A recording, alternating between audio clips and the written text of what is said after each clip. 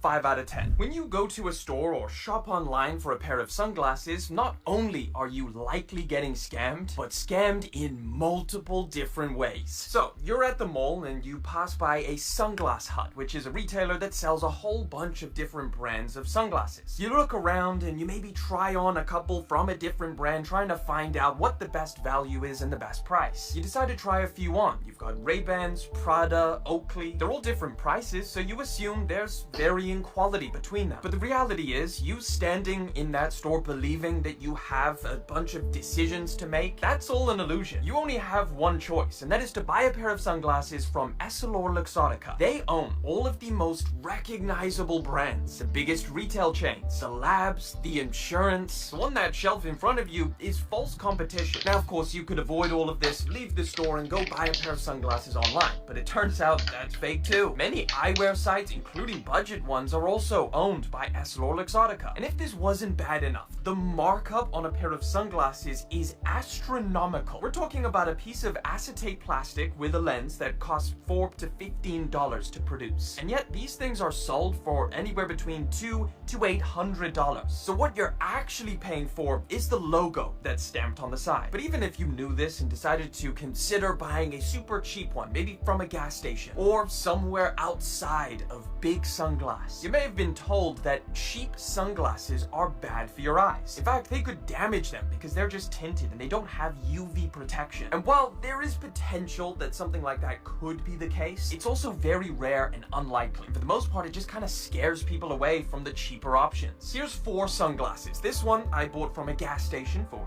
$15. This is a cheap $20 pair. This one's a little bit more expensive, $80 for these. And this is a pair of $600 Prada sunglasses that, of course, are made of the same stuff.